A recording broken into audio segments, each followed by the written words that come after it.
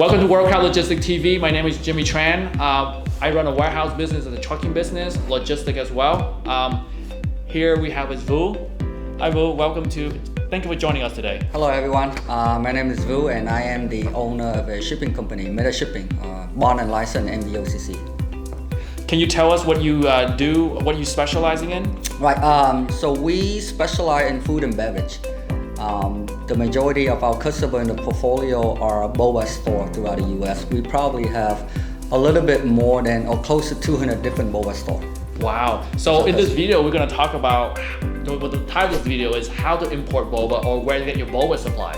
So tell me, if I were to start out, like, how do I get supplier? How do I contact all this franchise company? Start with that. Yeah, okay.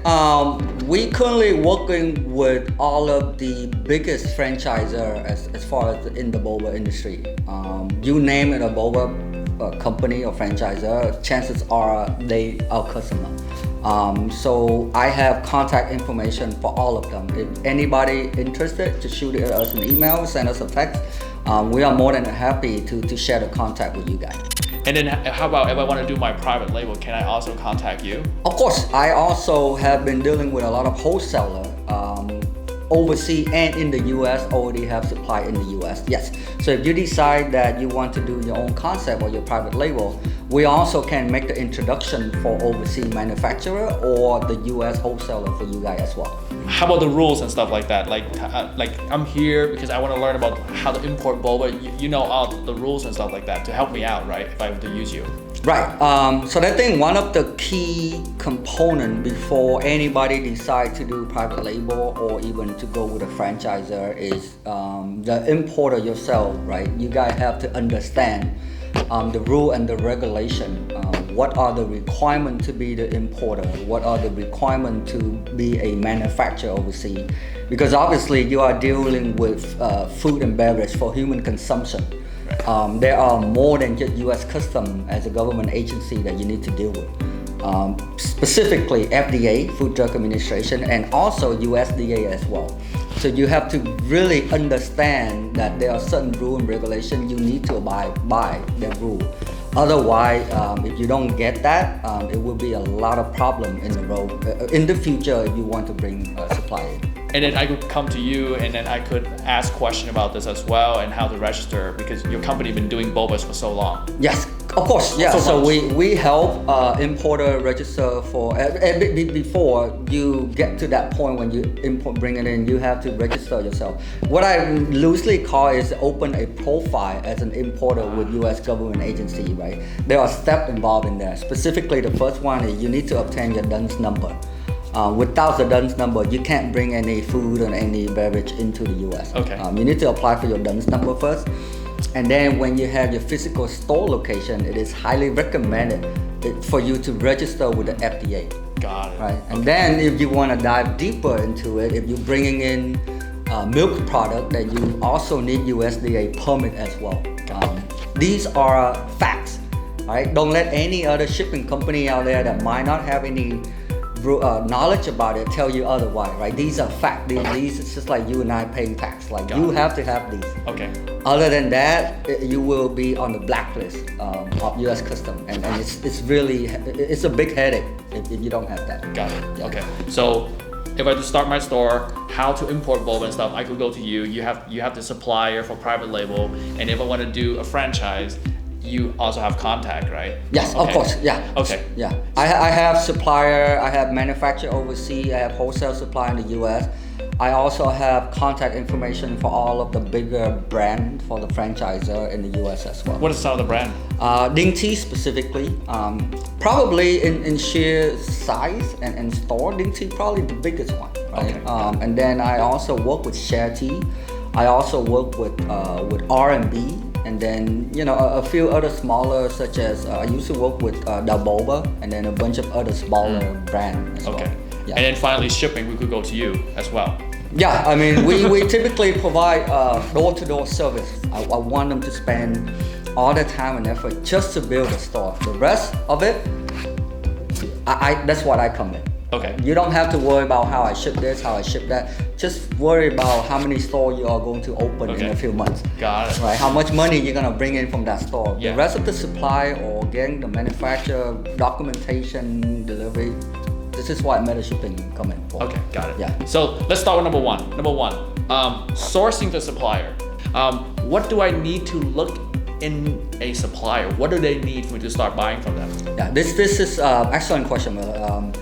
One of the most crucial step that anybody can take is to verify your manufacturer. Okay. Right. Let's say you already sorted out. Okay, you want to sell boba, you want to make drink, and then there are specific drink. We're talking about private label at this point, right? So you know a specific drink that you want to make that require a certain material or raw material from overseas. Okay.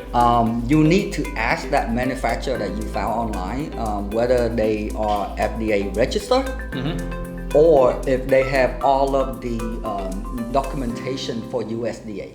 Got it. Okay. Don't let them tell you otherwise, okay? Okay. If they are not FDA registered, and if they don't have all of the heat treatment, they don't have the veterinary certificate for that particular government overseas, that verify that the process, the step to make milk product is legitimate or up to rule and regulation, then do not deal with them because you will run into your shipment get held by U.S. Custom or government agency, and all of the exam costs will be on you.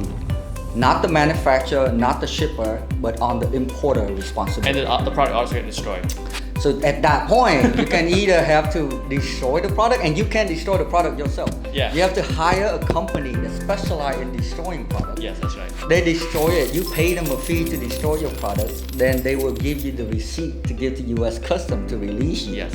Or you have to export the whole shipment back to where it came from. Okay. And all costs is on you. Okay. So that you need to verify them, right? If no FDA, no USDA, go to somebody else. Okay. So that's the seller side, the manufacturing side, right? Correct. On that side, right? So let's talk about importing. Like I'm buying boba for the first time, right? Or milk product, right? What do I need as an importer on my side, on the US side? Right. So in order for you to do that, like I mentioned earlier, right, you must have a DUNS number. Okay. This is something you can do on your own. You could easily go to Dun & Bradstreet, get a DUNS number for yourself, or search for the number. If you can't do it, let me know. I'm more than happy to take care of that for you. And our email will be below for you to contact. Correct. Yeah. So we have an onboarding step where we provide a service for no charge for our customer to get the DUN. Without a DUN, you can't import food and beverage into the US. Okay, that's a rule. Okay. Okay. So now after you get it done, FDA also highly recommend you to register your storefront with FDA website. Got it. Reason being is because you are bringing food into human consumption for U.S. citizen, right? Yes. They need to backtrack and they need to understand where did these supply come from. Okay. Right. So at any given time, they have the right to show up in front of your store and want to see paperwork. So what happened if I'm in the process of buying? I haven't opened my store yet. What address do I use? Then you can either register the FDA. So you could register LLC address with the FDA. Oh, so like your home address. Right. So whatever the LLC to start out, and Yeah. then after that, you need to update your FDA profile. Okay. You know what? I just signed a lease. This is the physical store. You need to let them know where they will see the supply. Got it. Okay. Yeah, there's a whole lot of other stuff involved in that process just to make sure FDA. The only thing they do in this is they can either educate you on what you need to do, or they want to make sure that your supply is safe for U.S. consumption. Okay, or human got it. consumption. Yeah. So, if I don't want to go to that all the drama of first searching for a supplier and then make sure they have like the FDA and the document, I can always contact you and just Correct. like, here's the list.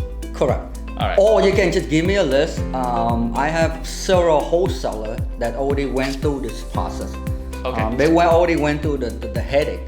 Right, to be the importer, they bring in fresh supply from Japan, Vietnam, Taiwan. You can buy directly from them. Okay. I can make that introduction, whatever it is that you need.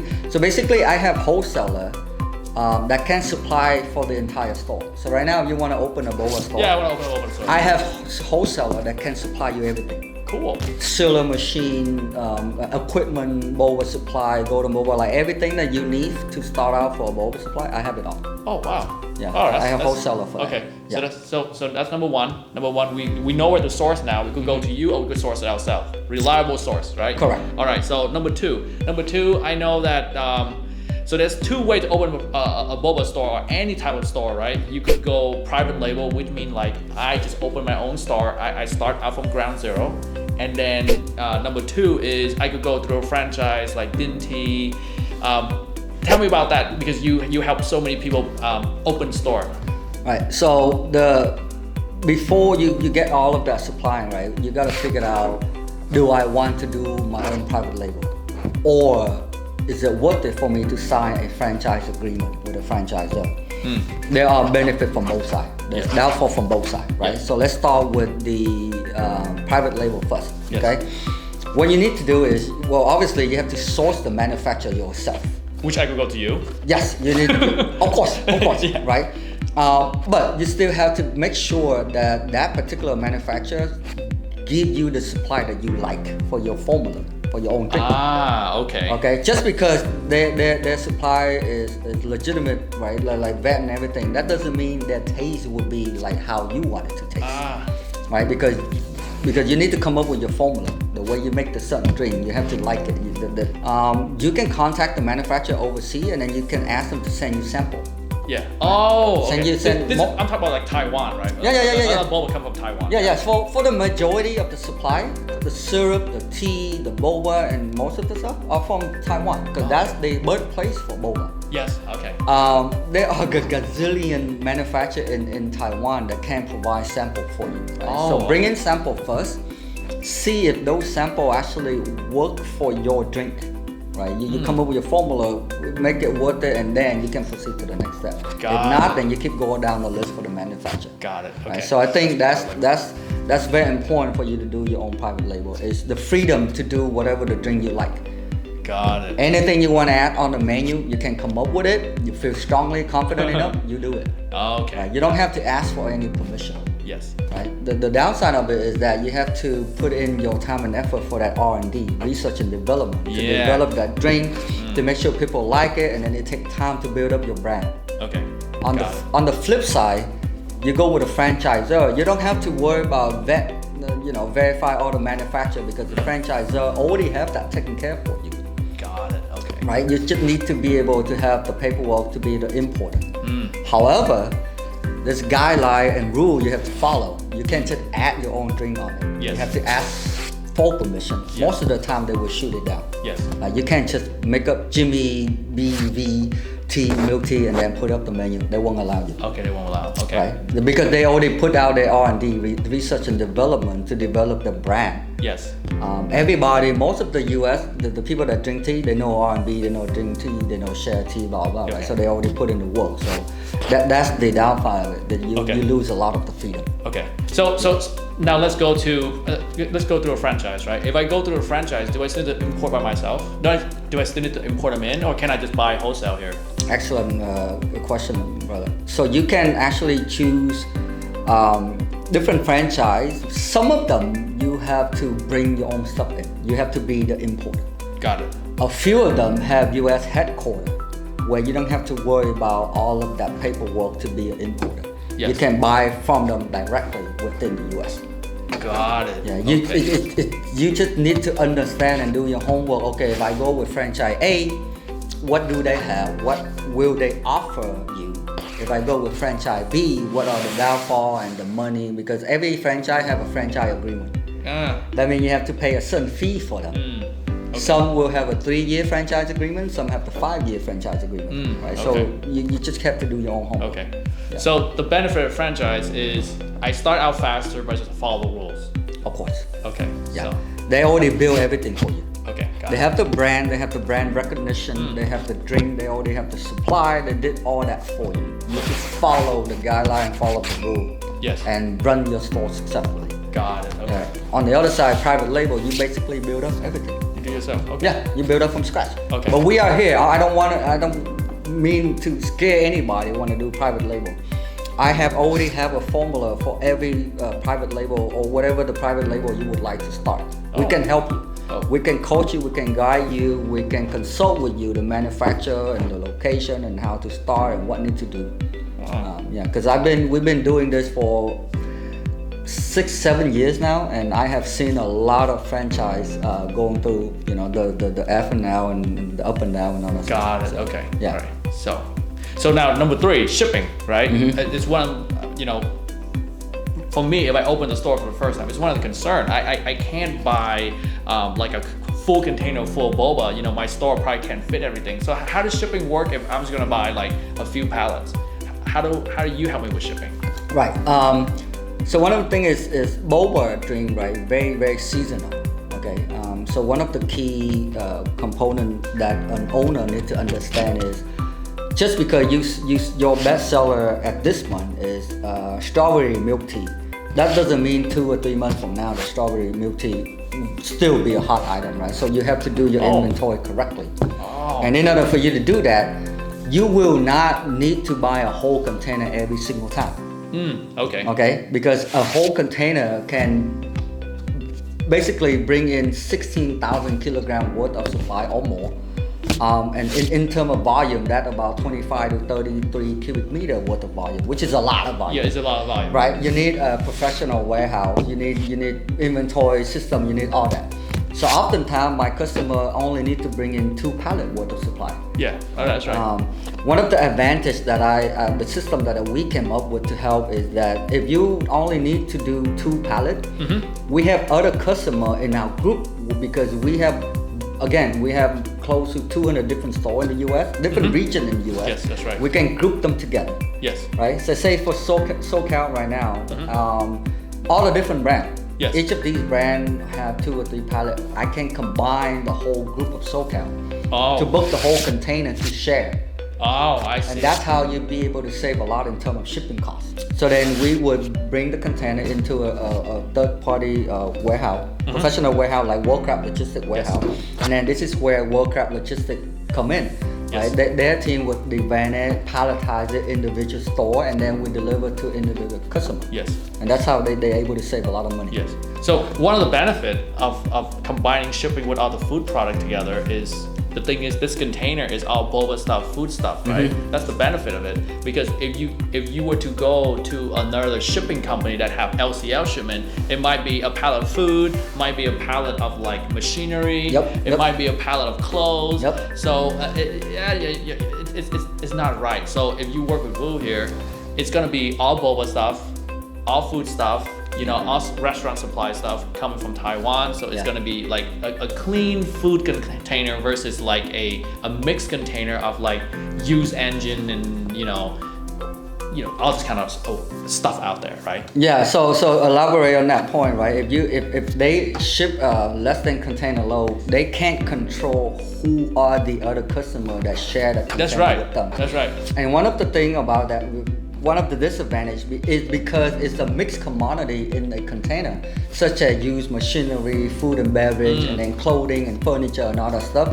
It raises the probability of that container being examined by U.S. Customs. Yes, but going with you, it's just all right. It's stuff. all food and beverage. And you also, I'm guessing, you also like filter all those customers already. Of course. So when, let's just say one of my customer that sell green tea supply or whatnot, right, need the supply, I don't just reach out to my other customer that do furniture. I specifically only reach out to the customer that bring in the same type of supply, which is the tea, the syrup, and boba and beverage, and I combine that on the container only. So number 4, like, do you do consulting, helping people? Like, do you charge? Like, how does it work? I do. I don't charge, by the way. Oh, wow. Which I should charge, because sometimes I can spend an hour, 2 hours on the phone with somebody that have an idea of opening a boba store.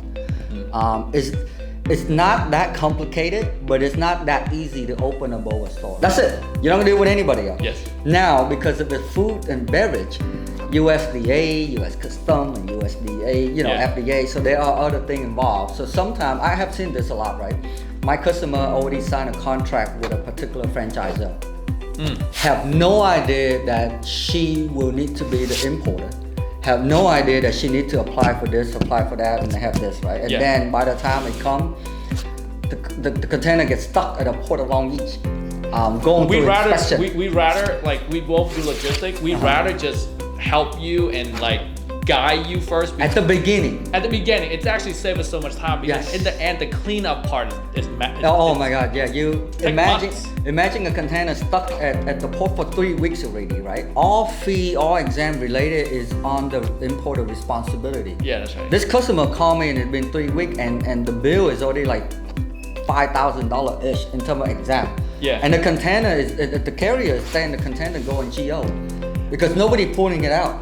Yeah. Nobody knows anything. So I rather if you have an idea that you want to open a Boba store, come to us. Yes. Talk to us, right?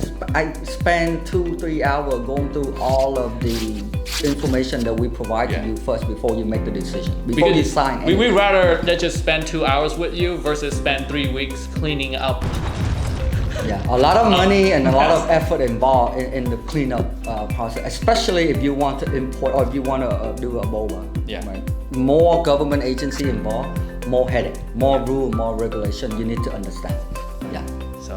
So that's what we have for this first video. We're gonna make more video about. So this first video is how to import in Boba or how to start your store. So. Thank you for listening. If you have any question or concern, feel free to send us information via the email addresses below or just let us know. Thank you very much. Thank you.